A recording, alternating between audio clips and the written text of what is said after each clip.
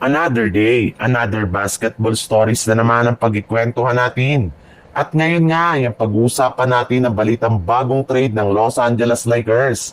At ang balitang galit na nga daw si Jimmy Butler sa Golden State Warriors. Kamakailan lamang nga ay nagtrending sa social media ang pagkuha ng Los Angeles Lakers kay Andrew Wiggins sa isang trade mula sa Miami Heat. Kaya may mga nagsilabasa ng iba't ibang trade proposal ngayon mula sa mga analyst para lamang matuloy pa ang transaksyon na ito bago pa man magsimula ang off-season. Mismong Lakers na rin naman nga ang nagsabi na gusto na nga daw talaga nila na makuha si Wiggins sa lalong madaling panahon upang sa ganon ay mas mapalakas pa nilang lalo ang kanilang scoring at depensa. Ngunit makalipas lamang ang ilang araw mula nang lumabas ang ganyang klaseng balita, ikinumpirma na rin naman nga ng Miami Heat na wala na silang balak pa na i-trade si Wiggins ngayong off-season sa Lakers o di kaya sa ibang kupunan.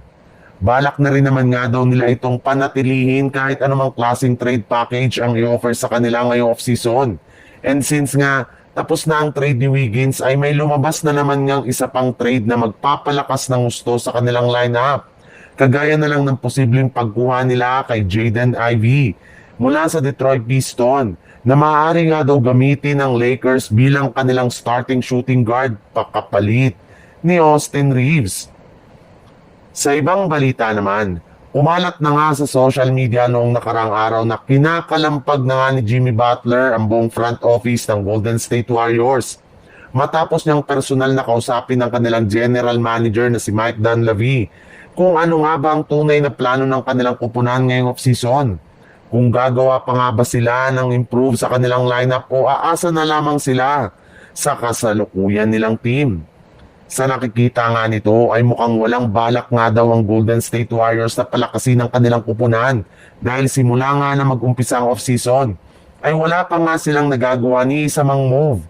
Kaya siya na nga ang personal na nag-request sa Warriors na kung maaari nga daw ay isa katuparan na ang matagal na nilang hinihiling sa team na papirmahin at kunin na si Al Horford sa lalong madaling panahon. Ayon nga sa ibinulgar na balita ng isang NBA insider, si Butler nga daw ang rason bakit naging target na nakuni ng Golden State Warriors si Horford. Gayong naniniwala nga siya na eto ang pinaka nababagay na bagong starting center ng team simula sa darating nilang kampanya next season.